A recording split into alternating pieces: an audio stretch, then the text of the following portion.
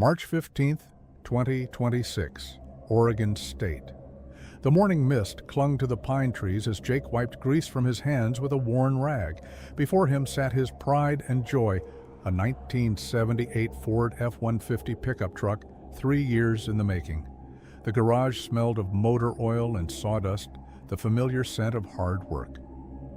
"You gonna stare at it all day or start it?" Mike's voice came from the doorway. Mike stood on the porch holding 2 steaming coffee mugs. Where Jake was a man of few words, a mechanic who spoke with his hands, Mike was a history teacher who could talk for hours about anything. They'd been best friends since childhood, bound by something deeper than friendship, brotherhood, forged through time. Jake smiled, accepting the coffee. "Engine's being temperamental. Carburetor needs tuning. But today's a day off, Mike. No tools?" They sat on the hood, watching their small town wake up. Green lawns, white picket fences, kids playing baseball down the street. Nobody knew this world would end in hours. "You know," Mike said thoughtfully, sipping his coffee, "I read the news today. Something strange in Portland. Some kind of virus. People biting each other." Jake snorted. "Hollywood nonsense. Probably some new synthetic drug. Police will handle it." "I hope so," Mike replied, but anxiety lingered in his voice. He gazed at the horizon where unusually dark clouds gathered over the city. "Just feels charged, like the air before a storm." They didn't know this was the last peaceful morning of their lives. The last morning they could simply drink coffee without looking over their shoulders. At 2:37 p.m., silence shattered. Sirens erupted, not one, but dozens. Jake jumped from the hood, coffee spilling onto concrete. "Fire?" he asked, squinting. Mike was already running inside. "No, too many cars, look." Police patrol cars screamed down the street like frightened birds, sirens blaring. Civilian vehicles followed, horns blaring incessantly. They rushed inside. Mike turned on the TV. Chaos unfolded on screen. Live feed from Portland, only 100 miles away. The camera shook violently. A reporter shouted incoherently while behind him, a man in a business suit tackled a police officer. This wasn't a fight. It was feeding. The officer fell, and a crowd of people with empty, milky eyes descended upon him. "Turn it off," Jake said, his voice cold. He walked to the window and pulled back the curtain. The street had changed. Mr. Henderson, their elderly neighbor, who always fed squirrels, walked down the sidewalk with a broken gait, dragging one leg. His shirt was torn, a massive bloodstain darkening his chest. "Mr. Henderson," Mike called through the window. The creature raised its head. Half its face was gone. Skin hung in strips, exposing teeth. It emitted a sound unmistakably inhuman, a wheeze mixed with a growl. "Lock the door, now!" Jake grabbed the heavy baseball bat kept in the corner for bare defense. Mike slammed the front door and threw the deadbolt. Something heavy hit the door immediately. Wood trembled. "That's him," Mike whispered, stepping back. "That's definitely him." "Doesn't matter who it is," Jake replied, testing the bat's weight. "Matters that it wants to kill us." Impacts repeated. The glass in the side window cracked. A gray, dirty hand reached through, trying to find the lock. Jake didn't hesitate. He swung the bat at the hand. Bones crunched, but the creature didn't scream. It only growled louder. "We need weapons," Jake said. "Real weapons. The shotgun's in the bedroom." "Jake, that's illegal," Mike started. "Mike!" Jake turned to his friend. No fear in his eyes, only cold determination. "Law ended 5 minutes ago." They spent the next 2 hours in frantic preparation. Their home was a fortress, but temporary. The horde would grow. Jake retrieved the Remington 870 hunting shotgun and a box of shells from the safe. Mike packed water, canned food, and medical supplies into 2 large hiking backpacks. "Listen to the radio," Jake said, tuning the old receiver. "Military's setting up evacuation zones." A voice crackled through static. "All survivors, head north. Fort Lewis, Washington State, safe zone. Perimeter closing in 72 hours. Fort Lewis, Mike repeated, studying the map spread on the table. About 300 miles, through mountains and forests. Truck'll get us there faster, Jake assessed, but roads might be blocked. What if it's worse than here? Jake looked out the window. Sunset painted the sky blood red. At least 20 infected wandered the street, pounding on houses, scratching at cars. If we stay, we die here, Jake said quietly. Food runs out. Water gets cut. They'll find a way in. Mike nodded. He understood the truth, but accepting it was hard. They packed their gear. Jake added the Glock 19 he kept for garage protection. Rule number 1, Jake said, handing Mike a knife. Shoot for the head. Don't make noise if you can avoid it. Rule number 2, Mike asked, checking the blade. Don't fall behind, not for a second.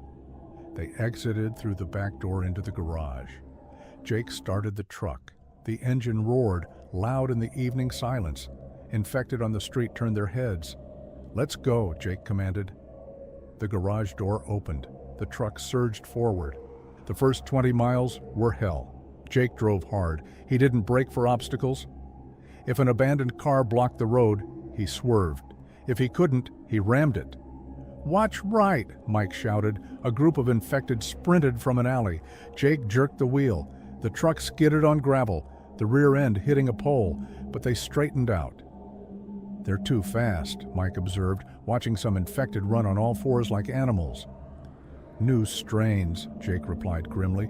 Radio mentioned mutations. They reached Interstate 5. The scene was apocalyptic. Traffic jams stretched for miles. People abandoned cars, fleeing into fields. Many never made it. Suddenly, the truck's engine sputtered. No, not now, Jake slapped the dashboard. The truck died in the middle of the lane. Silence surrounded them, worse than noise. Infected wandering among the cars heard the engine die. They began to turn. Bail out, Jake commanded. Grab the packs. They jumped from the cab. Heads were already rising around them. Dozens. Hundreds. That supermarket. Mike pointed to a building 50 meters away across a field. There's a back entrance. Run. Stay low. They sprinted, crouching. Tall, dry grass concealed their movement. Jake heard shuffling feet and heavy breathing behind them. They burst through the store's service door. Jake immediately slammed it shut and shoved a heavy canned goods shelf against it. Inside was dark. They switched on flashlights. Safe here? Mike asked, breathing heavily. For now, Jake listened, but they'll scratch.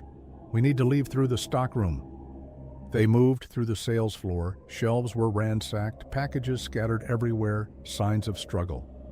A security guard's body lay at the checkout. Mike looked away. Don't look, Jake said. Focus on the task. In the stockroom, they found a roof exit. From there, they could descend into the forest, starting just beyond the parking lot. Forest will help us, Jake said, gazing at the dark wall of trees. Fewer of them there. We can hide. They climbed down the fire escape. 2 infected stood at the forest entrance below. Jake raised the shotgun. The shot cracked like thunder. The first dropped. Mike finished the second with his knife to save ammunition. Now we run, Jake said. They vanished into the forest darkness. 3 days they trekked through Oregon's forests. It was an endurance trial. Night temperatures dropped to freezing. They slept in shifts, one always on watch. Rain began on the second night, cold, penetrating rain. We need fire, Mike said, shivering. Otherwise we won't make it. Jake nodded, gathering wet branches. Find dry wood under fallen logs. Check tree bases. They worked in silence, exhaustion weighing on them. Mike's hands trembled as he struck the flint. Sparks flew, died. Again. Finally, a small flame caught. They fed it carefully, protecting it from rain with their bodies. Fort Lewis, Mike said quietly, staring into the flames. You think it's real? Or just another lie to keep us moving? Jake poked the fire. Doesn't matter if it's real. Matters that it's something to move toward. Without that, he gestured at the dark forest. We're just waiting to die. Mike was silent for a long moment. Remember that fishing trip 10 years ago? Just us, the lake, no responsibilities? Jake smiled faintly. You caught nothing. I caught 3 trout. I let you have them out of pity. They laughed softly, the sound strange in the hostile wilderness. For a moment, they weren't survivors. They were just Jake and Mike, friends by a campfire. Then a branch snapped. Both men froze. Jake's hand went to his shotgun. Mike killed the fire with dirt. Silence. Then another snap. Closer. Up, Jake whispered. Tree, now. They climbed silently, backs against rough bark, weapons ready. Below, shapes moved through the darkness. Not the shambling gait of regular infected. These moved differently, faster, smarter. Runners, Jake mouthed. The creatures circled their campsite, sniffing. One looked up. For a heart-stopping moment, Jake was sure they were seen, but the creature moved on. They waited 3 hours before descending. New mutations, Jake said grimly. Getting worse. On day 4, disaster struck. Mike slipped on wet rocks crossing a stream, crying out as his leg twisted badly. Can you walk? Jake asked, helping him up. Mike tried, collapsed with a gasp. Ankle. Think it's sprained. Jake examined it, already swelling. We need to rest. Set up camp here. No, Mike insisted. We're too close. Radio said 5 days until perimeter closes. We've used 4. You can't walk on that? Then I'll crawl. Jake looked at his friend, saw the pain mixed with determination. He made a decision. Give me your pack. Jake, give it to me.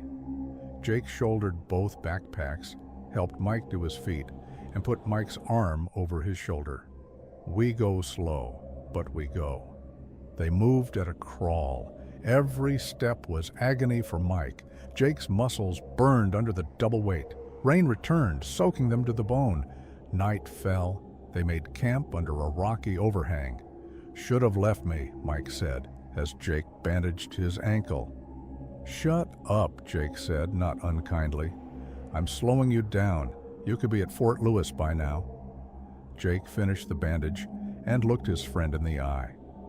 We started this together. We finish it together. That's how this works. That's how it's always worked. Mike nodded, emotion in his eyes. Thanks, brother. Sleep? I'll take first watch. Jake sat in the darkness, shotgun across his knees, listening to the forest. Every sound was amplified. Every shadow held potential death. He thought about their childhood, building forts, chasing girls, dreaming of futures that now seemed impossible. We're almost there, he whispered to the darkness. Just hold on a little longer. With mounted guns. Military vehicles with mounted guns. Military vehicles patrolling the perimeter. And most importantly, signs of life. Soldiers on the walls. Movement. Hope. We made it, Mike whispered, tears mixing with dirt on his face. But between them and salvation lay one final obstacle. A massive horde of infected surrounded the base. Thousands of them, pounding against the walls. The military held them back, but for how long? See that tree line? Jake pointed. About 500 meters east, less infected there. How do we get there? Jake studied the terrain. Distraction. He pulled out their last 2 road flares. You're not serious. Stay here. When I light these, run for that tree line. I'll draw them west, then circle around. Jake, that's suicide. It's the only way. Before Mike could argue, Jake kissed 2 fingers and pressed them to his friend's shoulder, a gesture from their childhood. See you on the other side. Jake sprinted from cover, flares in hand. Infected turned immediately. He ignited the first flare.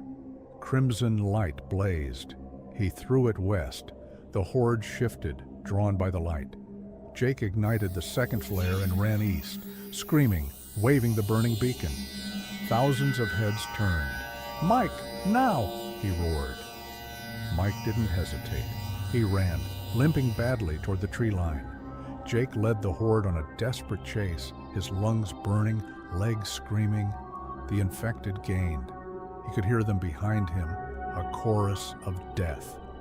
50 meters to the tree line, 40, 30. A runner lunged. Jake swung the flare, connecting with a sickening crack. 20 meters. He saw Mike reach the wall, saw soldiers pull him inside. Relief flooded him. Then something tackled him from behind.